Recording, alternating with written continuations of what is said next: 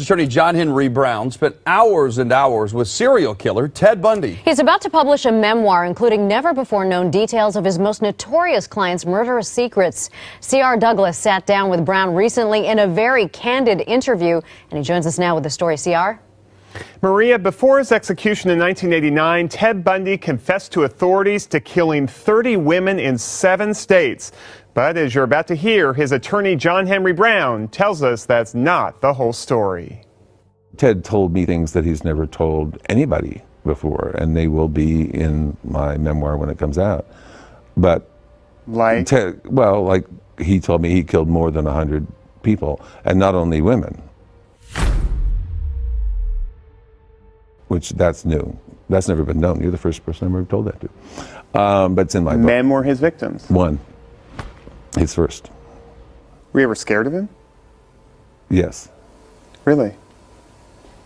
Yeah, well, and I've actually kind of got more scared after putting things together the last couple of years, writing about it. And I was talking to people who introduced me to Ted and how I got involved with Ted. And I now believe that Ted actually chose me.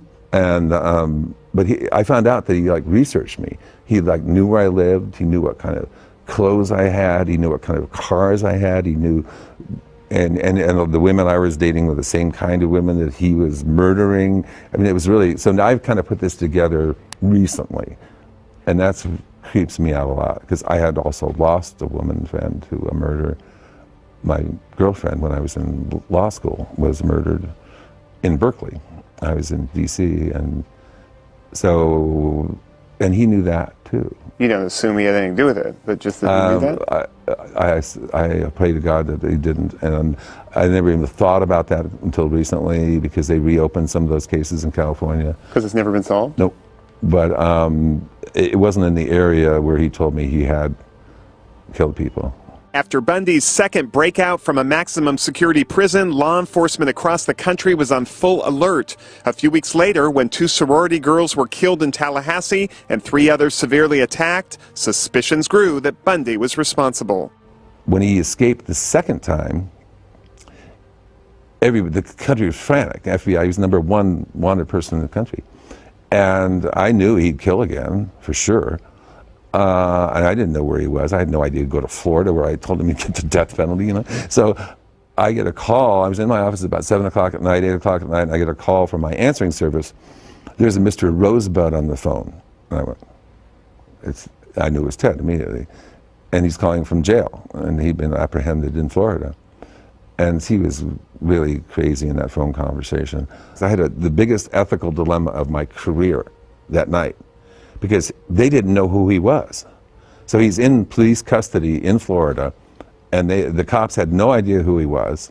And he's calling me, and I know it's Ted Bundy, and I know if they don't figure out who he is, and if they release him, because he was just arrested for, suspicious, or something, right, that they'd release him, and he'd probably kill other people.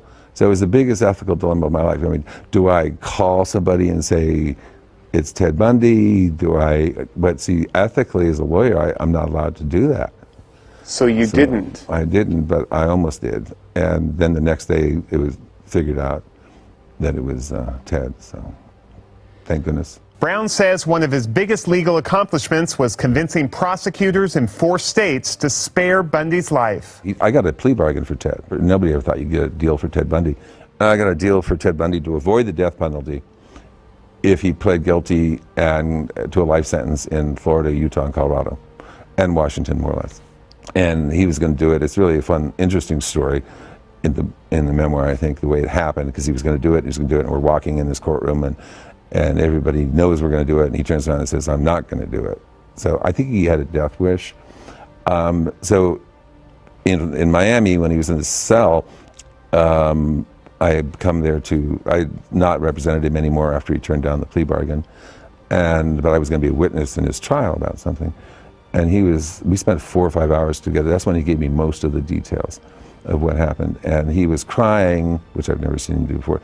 He's a sociopath, and most sociopaths don't cry. And most sociopaths never say they're a bad person. And Ted looked up to me and he said, John, I want to be a good person, I'm just not. So that to me was really interesting because most sociopaths never admit they're evil at all. And I think Ted really knew he was evil. Evil, evil, evil. And believe me, really evil. For Brown, the Ted Bundy case still haunts him. He's proud of the plea deal he negotiated, but knows he was a killer who deserved punishment. This is what I'm supposed to do. It's not really fun, it's really hard work, and you don't make a lot of money. So it's kind of my path, I think. You can't see yourself doing anything else? Writing, which is what I want to do.